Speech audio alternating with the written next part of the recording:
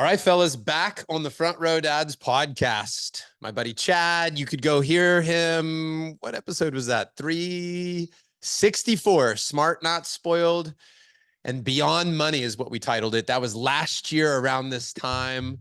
If you don't know Chad, you will after this conversation specifically.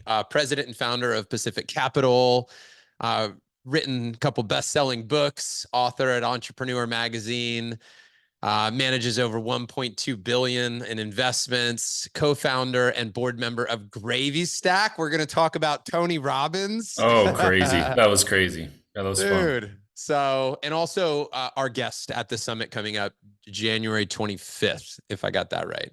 There we go. Man, I was pumped when I knew we were going to have this conversation. We had such a great chat last time. You've inspired me in many ways.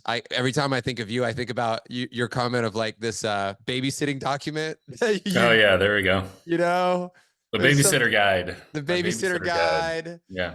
Yeah, man. You're just you're a man who touches many things. You've inspired many people, and you're also a guy who I look at what you're doing like with your family, and I'm wondering how the hell you get it all done, because you're always doing fun and cool things.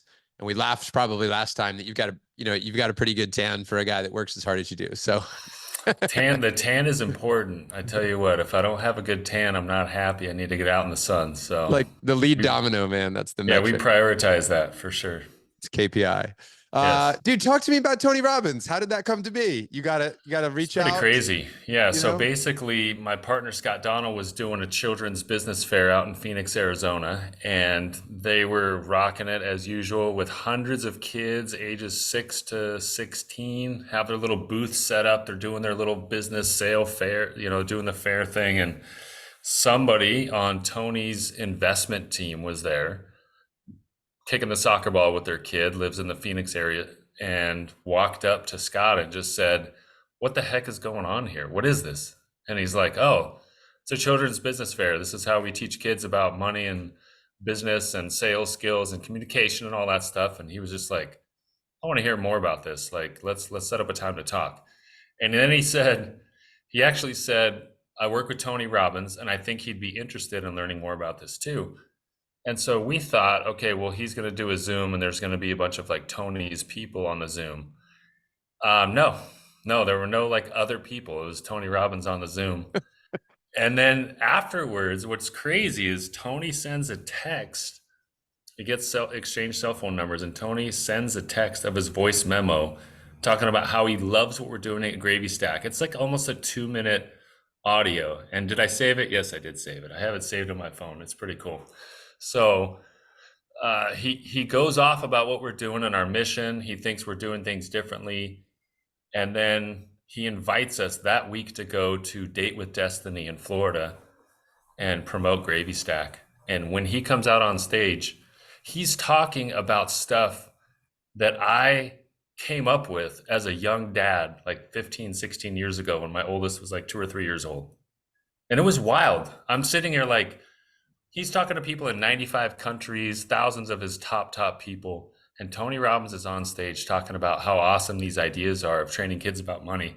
And this is stuff I honestly thought of as like a 25, 26-year-old new dad. And it was surreal, honestly. I just felt very grateful and humbled. And he gave Scott a chance to speak on stage as well. And I was recording it, and it was surreal. We'll see where it goes, whether or not he becomes a partner with us, which he's talking about right now. Either way, it was hugely satisfying to have that experience, and very, very grateful that people like Tony recognize the value of what we're building. Dude, that's so great, man. You probably don't know this, but Tony is a big influence in my life because I was hosting events for Cutco. And this is my 20s. I was working with a venue just outside in New Jersey, North Jersey. The person who ran the venue is like, "Hey, John, I got a couple tickets to Tony Robbins this weekend. Do you want them?" And I was in my, again, late 20s. I went to go see Tony, bought the whole life mastery program, which at the time was 10 grand. And I was like, that was the most money I'd ever spent on anything ever. Of course. All my buddies were like, "You fucking nuts." Yeah. Like, just crazy. Crazy. And but then I did all of Tony's stuff. I went to Date with Destiny. I did leadership. And I like he absolutely changed my life. Like I know That's that's a amazing. common story, but it's like he did. I wrote him a letter, Chad, to tell him how much he changed my life. Just literally just sent him a letter. Never thought he would see it. And one of his team reached out to me and said, "John, your letter is really touching. We're going to take 12 letters that Tony got throughout the year, this year, and present it to him in a book for his birthday. And No we want to way. include your letter." And then, dude, Tony got the letter, and No then his way. team reached out about interviewing me for a book he was writing, and like, and the actual article, the book never got published, but he sent my story out in a newsletter to his group, and it was like the first time that I realized that just because I said yes to this thing, Right. I took the dive to learn, and then and he was untouchable, unreachable. And then For sure. I started to realize that he's just a dude. He's a very successful dude, but he's still a dude. Yep. And I have power in like making connections and creating an impact. I have a very, very, there's an important place in my heart for Tony. I That's love to, very cool. That's I love awesome to see story. you guys up there, man. I saw the picture of Scott, and I love that we're bringing GravyStack into Front Row Dads. I love your influence in this community. So, brother, thank you so much, and I'm really happy for you. My pleasure. It was a really cool experience. Dude, tell me, what have you been up to lately outside of that? What else is going on for you? Huge, exciting launch day today for something that I didn't anticipate. That really, I can't even explain how it all happened. But in the last 2 weeks, I went from having no intention of doing anything big and new and different next year to now I am leading a coaching program called Platinum Elevated, taking over for Dr. Benjamin Hardy. Many of people probably out there have read some of Benjamin Hardy's Our books. community knows his work for Yeah. sure. Yeah. 10x is easier than 2x. Who, not how. Gap in the Gap in the gain. gain. Be your future self now. Those are his top 4 books.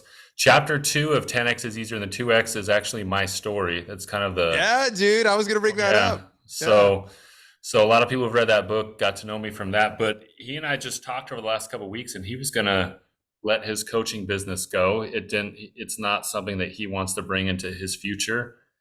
And as we talked about it, he just said, you know what, I think you should take it over. And I was like, I'm not sure I want to do that right now. But as we talked through it, I got really excited about it. I've been a guest coach for the entrepreneurs in his group I've done it probably once a year for the last 3 years. But today I coached this morning the first hour and a half session. We officially start next year on January 10th. And I'm pumped. I know we've probably had, I think, 15 people sign up already today. We've got 100 spots for really growth focused entrepreneurs looking for mindset coaching and just a great community and a network. And I'd be remiss if I didn't share it with you and your audience, John. So dude, thanks for letting me do that. It's on ampplatinum.com. ampplatinum.com it's a really short little video. And that's where people can sign up and get more info. So two questions around this. Why did he say no, and why did you say yes? So thinking about, Yes. like, did he just want to go write? Is that he just wants to write? He just wants to write. So he's giving up a lot of things that have taken some time away from his family. He admittedly said he's just been gone all year and it hasn't felt right to him. So to his credit, he's taken a step back in business opportunities and income to be a more front row dad, to be a present father and husband. And he said he's got to cut back. So he's been speaking on stage. He's doing CEO corporate trainings. He's doing his very intense YouTube channel where he's got 100,000 followers. He does his coaching program weekly, and he's writing books. And he said, really, I just want to be writing books. Yeah. And so he's hatching a plan to basically cut all that other stuff out and focus and zero in on what's going to make him the most successful person that he can be, and still being a present, stay at home, presence in the marriage and in the fatherhood role. And so that's what he decided. He said, I'm not gonna do this anymore. And so I'm honored and humbled that he decided I'm the right fit to take this to the next level. I think he's a lot more. We talked about what are the differences today on the Zoom, and I said Ben is a lot of theory and I'm a lot of application. Mm-hmm. Like, I get people to take action and take courageous, bold steps. Ben talks about the very science database theories and philosophies and stuff, and it's It's really incredible, and he's built that foundation. But I'm going to take this group to the next level. Anyone who wants to join, I'm going to really help them experience a lot of breakthroughs in their life and in their business over the next 12 months. Very cool. And so I mean, you answered it a little bit there, but I think maybe there's more that I'm wondering if is there to mine out of why. Like what I guess even from a calendar perspective, like why would you add this to your calendar? I mean, I get that you're capable, I get you can do it, I get you're going to make a big impact, but how did you get to the place to say, looking at my calendar and all the things I want to achieve in life, like this is it? Yeah, because I have a great fulfillment in helping people experience breakthroughs. Mm, And people say fear is wetting your pants and courage is moving forward with wet pants. I love to get people to move forward with wet pants and just be mm, courageous and take big steps. And if I really narrow it down, it's 2 90-minute Zooms a month for me to be present and locked in with all the people on our yeah. in our program. And that's very doable. I can make room for that in my schedule. So we're going to do 2 live in-person events in April and September. I'm probably going to be hosting a portion of those events at my house. We host a Nice. lot of cool stuff at my house here in Southern California, so we can squeeze 100 200 people there, no problem. So it could be a real personal but impactful opportunity for our program members to be part of something special. That's so good, man. I'm happy for you and all the people you're going to impact. I was just in California with Dan Martell in Dana Point. Are you anywhere Mm. near there? 30 to 40 minutes away. Dude, Yeah, well, not too that far. was a spot, man. That Yeah, it's a good was spot. So my oh cousins grew sweet. up. When my wife and when Tatiana and I were looking at where we wanted to settle down, Encinitas, right? I'm saying that Mm-hmm. right, was Yep. one spot that I had a buddy who lived there, and it was such a cool little surf town. I love the vibe. Yeah, Yeah. Dana Point's awesome too. I love Dana Point. A lot of good restaurants out there. Yeah. So talk to me about this new book that you've got out, man. Hold on. I Fit for Wealth. Fit for Yeah, Wealth. Fit for Yeah. Wealth.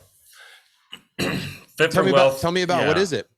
It is. It came about because I'm finding a lot of our financially successful clients seem to be asking more and more about health. They're focused on their personal health, they're focused on longevity.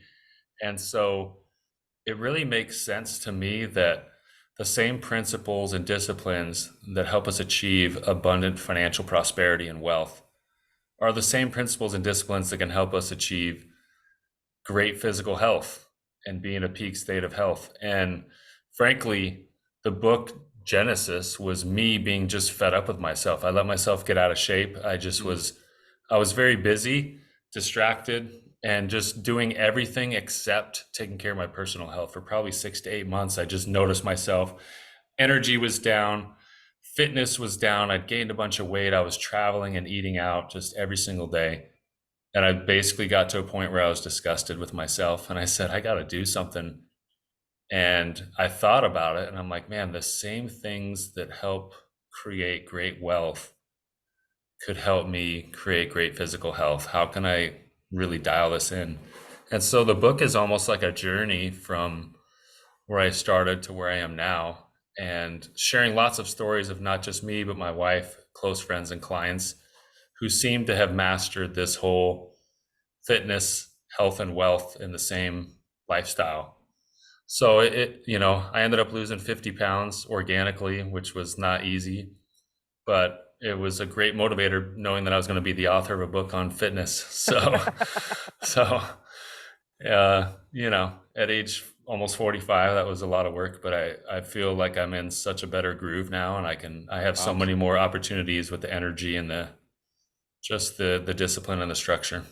Who did you lean into for mentorship or guidance when you were writing the book? Who were was it Ben Greenfield? Was it, like who did you go to? Yeah, Ben is one of the guys that gave me an endorsement blurb on the book, and I shared a little bit of his stuff in there. He's a friend, but I originally was noticing one of my friends, Johnny Barrett, a really stellar entrepreneur in the Park City, Utah area. He's a big skier, and I just saw him getting into crazy shape, and I messaged him and I said, "Dude, what are you doing?"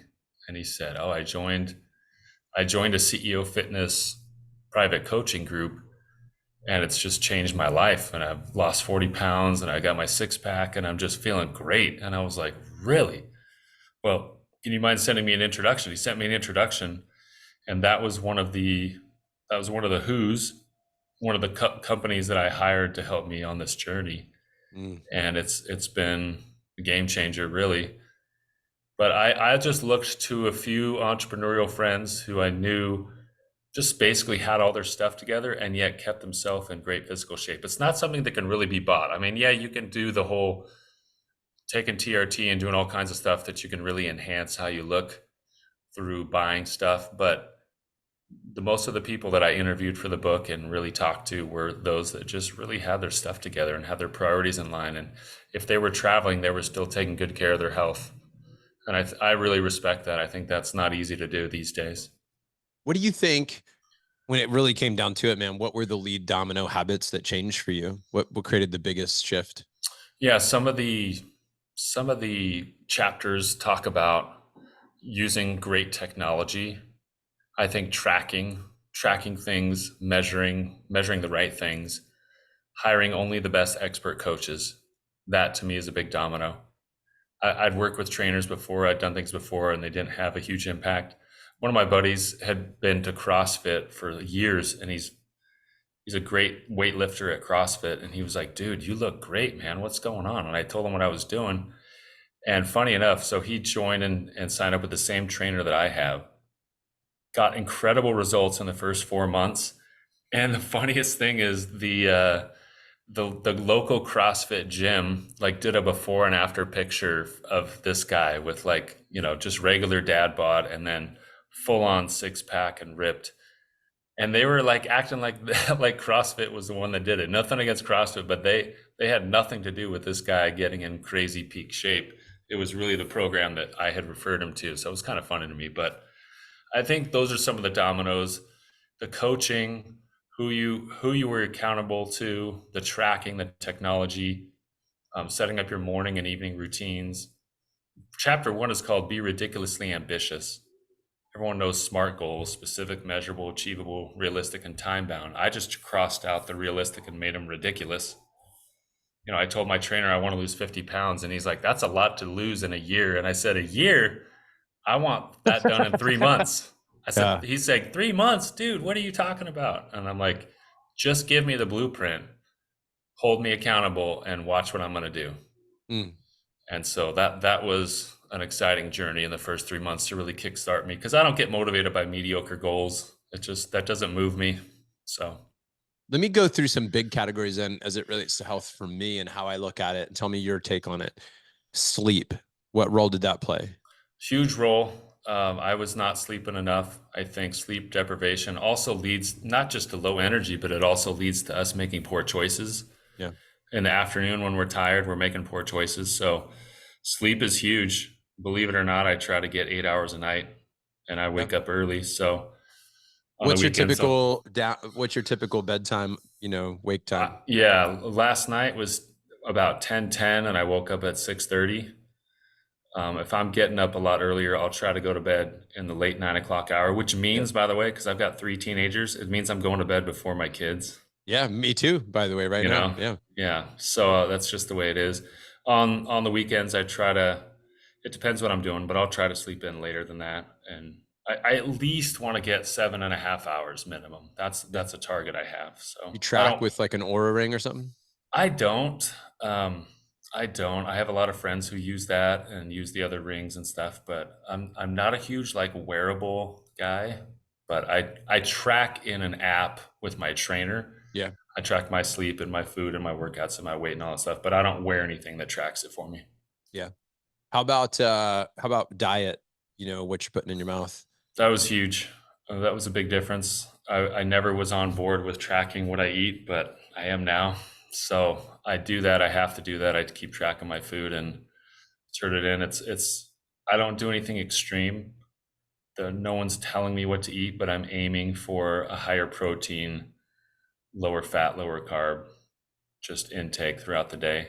And Did it's you have not. any type of sugar addictions, late night snacking? Was that a challenge for you? I think snacking in general was a challenge. Like if you put down some chips and guac, like I could just pound for hours.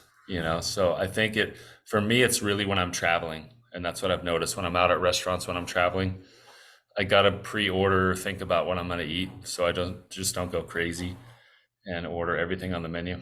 Yeah. Do you feel, was your goal strength? Was it muscle? Was it cardio? Is it, I mean, I want to say, of course, it's all of it, but was there a target for you? Yeah, it was definitely build muscle and cut fat at the Yeah. same time. That was the goal. And interestingly enough, this trainer is not huge into cardio. So he liked me doing lots of incline walking. So I do a weighted vest incline walk. I still play basketball twice a week. I'm playing tonight, but I stopped doing Peloton for a while. He said it's great to do that kind of cardio, but it really does spike your appetite. And I Mm, did notice that I would go really hard for an hour on the Peloton, like drenched in sweat, but I'm so famished, like I'm going to eat the whole pantry. yeah. And I kind of just undid the workout. So that's an interesting take that I didn't know about before. Was really, he was just like, keep your incline walking Mm, and do your weightlifting, and the muscle's going to burn a lot of fat on its own. yeah. Do you think what role has your health played in your psyche, like your mental state? Do you stand a little taller now that you feel maybe a little more fit? Do you think it comes across in your confidence when you talk to people? I 100% believe it is. It's a real thing. The confidence and the energy, I think those are the two things that people notice. You don't have to say anything. If you've got confidence and energy, and confidence truly comes from keeping commitments to yourself. So when you're keeping commitments to yourself, your confidence is high, and your health and energy is high. That's even more. It's even more impressive. I think you make an instant impact when you walk in a room. I'm not some like super fit model buff dude walking in the room. I'm not saying that, but you can tell when someone knows they got their stuff together, Mm, and that can't really be bought. I don't think that's something that you can't inherit that. You can't inherit a bunch of money and suddenly you're fit and healthy. I think it's just you present yourself differently when you're taking good care of yourself. So I can only compare to a year and change, 13, 14 months ago. I felt like crap. I didn't have great energy. Being a surfer and a beach dude, like I didn't want to take my shirt off in front of people. I didn't like I wanted to impress, but now I'm okay with that. So I'm not in any way saying that I'm in perfect shape right now, but man, I feel a lot better than I did 13 months ago. So, Did, did your wife take notice? oh yeah, she takes notice. People have said enough. I must have been really out of shape because they're like, "Holy cow, you look great." I'm like, Yeah, "Dang, yeah, I must have been real bad." So I yeah. mean, she definitely knows. Yeah, I love my wife will say, "Baby, I love you no matter what you look like." I'm like, I feel like I got a little bit of a stomach right now. She goes, "Baby, you look so great." But then I'll get like really in shape for whatever. I did a water fast for 5 days. You can see all my abs. I was working out. She's like, "Woo, baby." I'm like, yeah, apparently you do notice. yeah.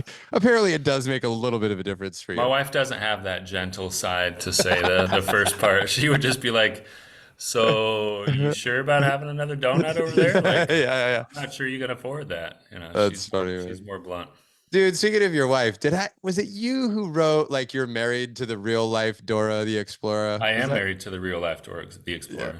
We call her Dora. She gets upset, but I said, You are Dora, so I'm just going to keep calling you that. So she is legitimately like a mapologist who wants to go see every corner of every place in the entire world. So it keeps it adventurous, that's for sure. Dude, and how about when it comes to your family? Dude, five kids, right? Is it still 19, 16, 13, 9, and 7, roughly? 10 and 8 are the last two, Yeah. but yes, other than that, yep. Okay. And so, dude, how has your professional life impacted your dad life, your marriage? So, and what I'm getting at is, you write these books and then, yes, you get in shape, you do the work, you do the research, you talk to the people. I'm sure it affects you, but connect the dot of like, how does it change your conversations with your kids? What do they notice? Do you see habits changing with them as a result of writing these books, doing this work, leading your professional life? It makes a huge difference. In fact, the other morning I went down we've got a two-car garage that's our gym.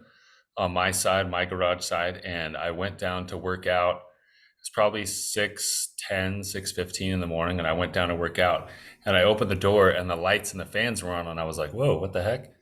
And my 16-year-old son was in there doing squats. He had like the bar on his shoulders, and he just looked over and he pulled his little AirPod out, and he's like, "Why are you sleeping in, man?" Oh, yeah, And then he put nice. his AirPod back in, and I was like, "Oh man, like he got me. He got Dude, me." that's great. You can believe I was up before him the next day, but the fact is, like, these habits are contagious. Good habits are contagious, and my kids see me making time to be a dad and making time to be a husband, but also putting in great effort to make an impact. And I believe it's critically important to talk about our work to our kids so they understand what we do for a living, why we do it, what we love about it, what's hard about it. I think we should not sugarcoat it and pretend like it's so easy. So I'll tell them struggles I'm having. I'll tell them if I hit a roadblock in the writing process, or if Mm, there's a hard client situation I'm facing. I'll tell them if an employee is leaving or something like that. Like, I share stuff with them. I'll tell them, in fact, we were in Costa Rica and we were around the table at the hotel resort. And I said, guys, I want to share a story about how I bought an apartment building by myself with no money of my own. And I shared about how I went to multiple different banks and put this deal together where I used equity in these other properties that I had that were paid off, and I used that for the down payment. That I convinced this bank to give me the other loan for the rest, and then I convinced another bank to give me the loan to do the tenant improvements, to do the upgrades, so that I can really make the place nice and awesome. And I told them how much it's going to pay each month and how much I'm going to pay the property managers, and in the end, what it's going to mean for me. And I'm serious, these kids were like just dialed in. They were yeah. listening to everything I said. And I'm like, that was the most intense conversation where they had questions and they were listening the whole time.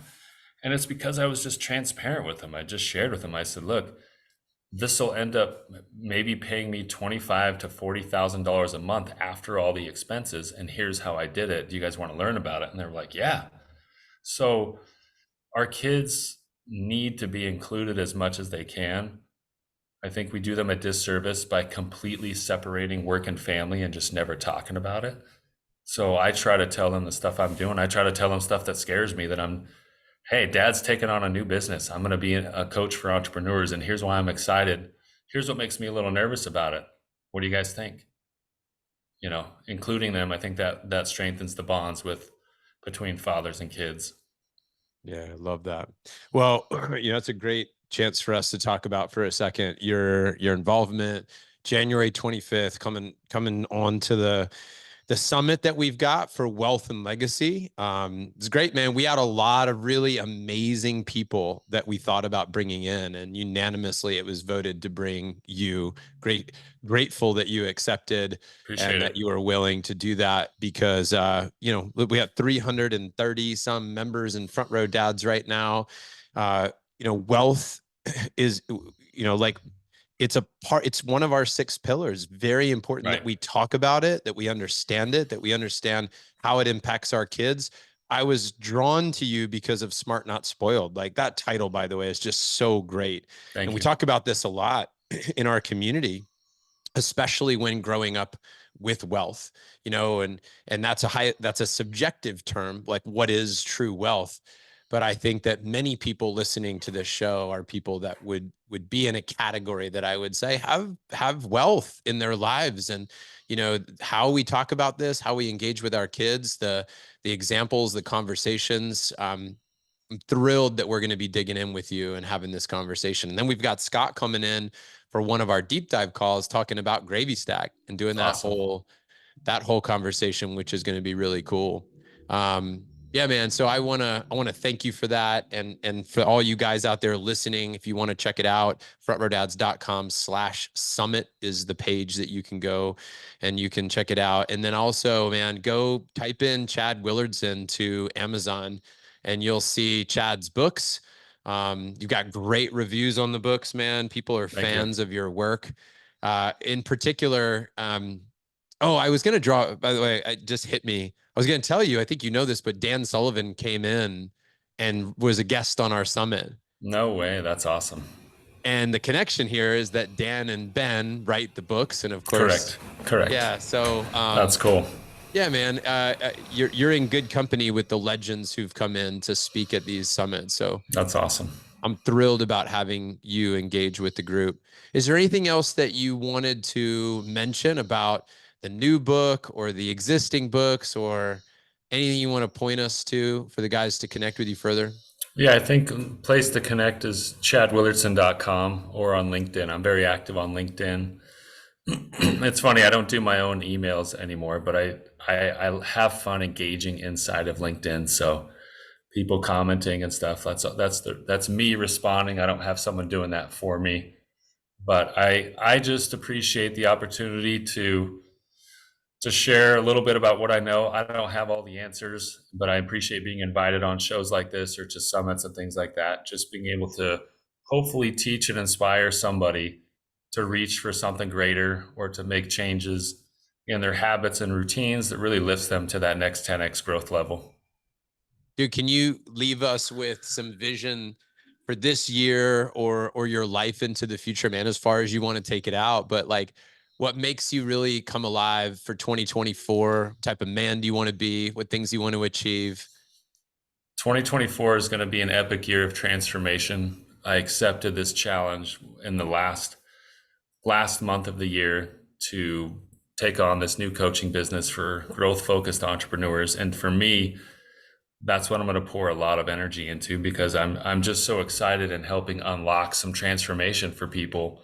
It's something I love to see. Like my wife a year ago was considering doing a race. Like she'd never run even like more than a 5K.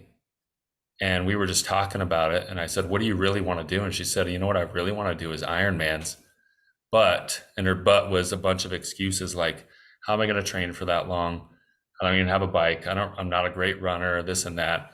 She's a great swimmer naturally. She's collegiate level swimmer and water polo player, but running and biking weren't really her thing.